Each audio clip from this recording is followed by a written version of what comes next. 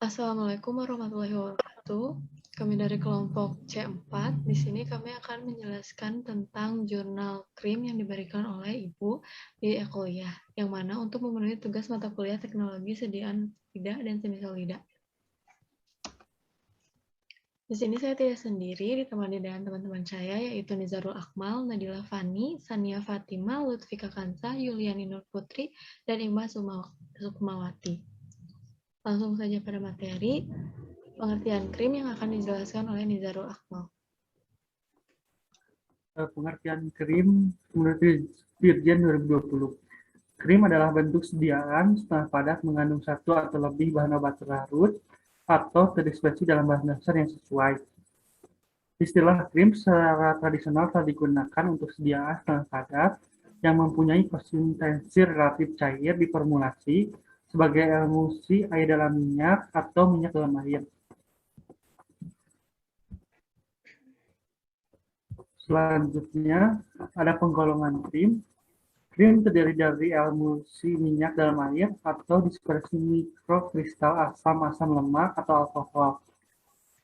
Berantai panjang dalam air yang dapat dicuci dengan air dan lebih ditunjukkan untuk pemakaian kosmetika dan estetika menurut Samsudin.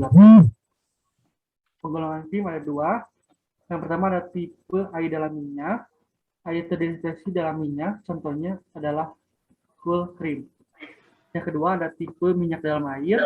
Minyak terdispersi dalam air, contohnya adalah vanishing cream. Selanjutnya, latar belakang pengembangan krim yang akan dijelaskan oleh saya sendiri, di mana pada zaman dahulu itu orang-orang telah memperhatikan diri, di mana contohnya mendandani wajah sendiri, sehingga mereka mencari tanaman-tanaman yang dapat memiliki khasiat untuk perawatan kulit dan kecantikan.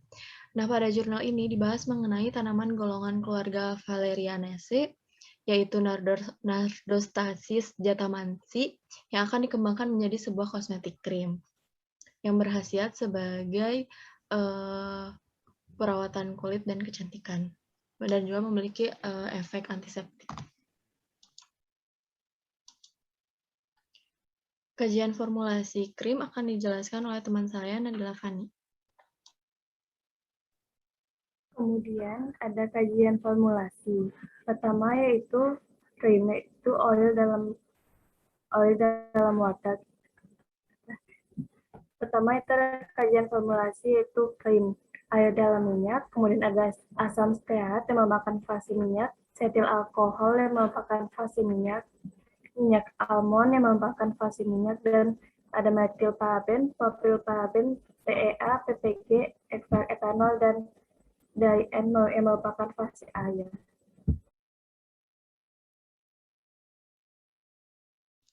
Selanjutnya, kajian metode pembuatan sediaan akan dijelaskan oleh teman saya, Vika.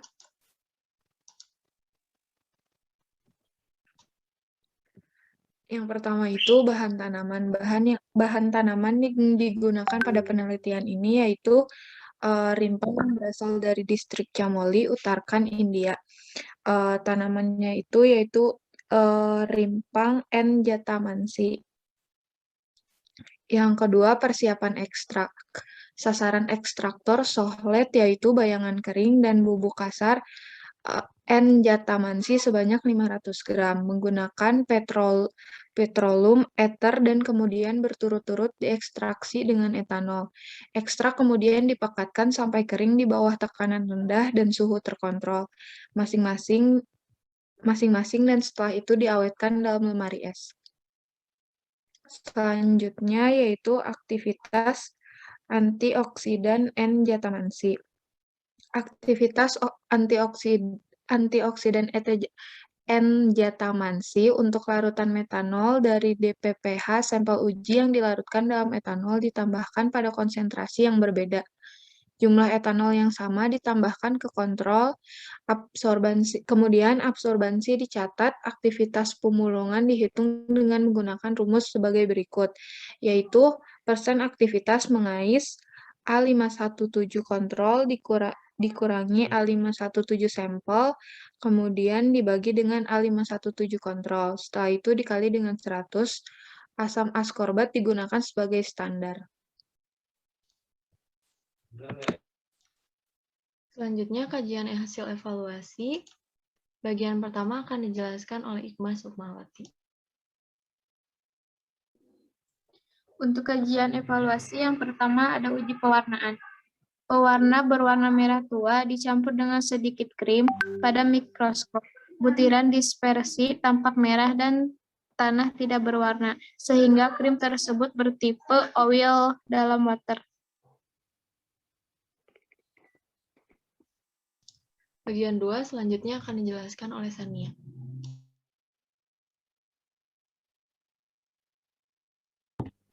Selanjutnya ada uji stabilitas dipercepat. Dalam pengujian stabilitas dipercepat dilakukan dengan mempersiapkan hemat sampel stabil yang disimpan pada suhu kamar selama 20 hari. Hasil dari pengamatan ini dapat dilihat pada tabel 2 yang mana pada slide selanjutnya. Kemudian setelah itu ada formulasi yang diuji adalah formula 6 dan formula 5 dan 6, di mana hasil dari pengujian pada kedua formula ini semua formulasi menghasilkan distribusi yang seragam dalam krim yang dibuktikan oleh penampilan visual dan sentuhan pada krim.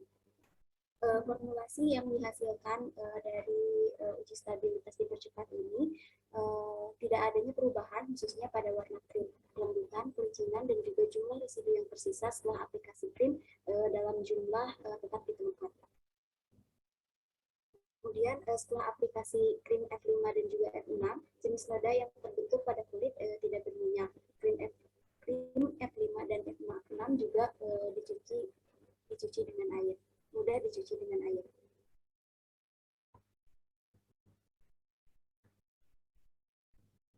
Pada uji stabilitas tersebut, maka diperoleh tabel 2, di mana dapat dilihat perubahan, dapat dilihat hasil dari uji tersebut pada tabel ini. Selanjutnya, bagian 3 dan 4 akan dijelaskan oleh Yuliani. Selanjutnya ada evaluasi pengukuran pH. Pada pengujian pH ini menggunakan alat yang dinamakan dengan pH meter, di mana semua formulasi, yaitu formula 1-6, menunjukkan pH yang sangat mirip dengan kulit yang dibutuhkan, sehingga dapat dikatakan krim dapat digunakan pada kulit. Kemudian ada yang keempat adalah uji viskositas, di mana uji viskositas ini menggunakan alat yang bernama viskometer Brookfield dengan spindle nomor 7.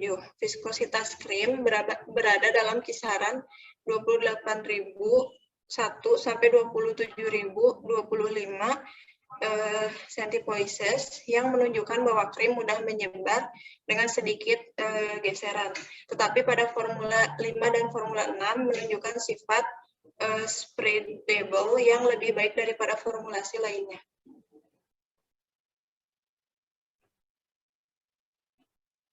Kemudian yang kelima ada pengujian batas mikroba.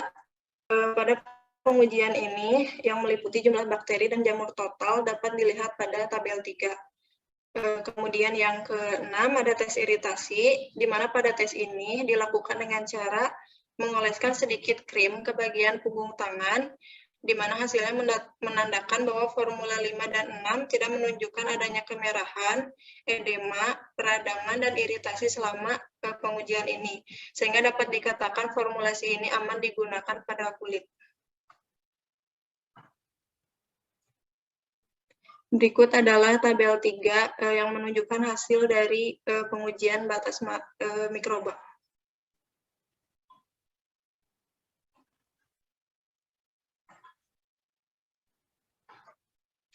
Kemudian ada formula optimum yang merujuk pada jurnal. Berdasarkan pembahasan yang sudah dipaparkan sebelumnya, dapat disimpulkan bahwa formula yang paling baik adalah formula 5 dan formula 6, sehingga dapat dikatakan aman digunakan pada kulit.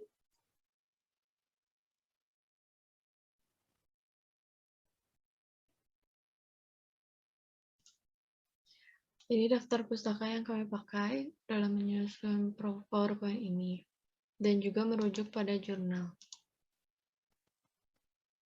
Jadi kesimpulannya, formulasi ini dapat digunakan dengan aman pada kulit, namun memiliki aksi sinergis sehingga lebih baik digunakan salah satunya saja.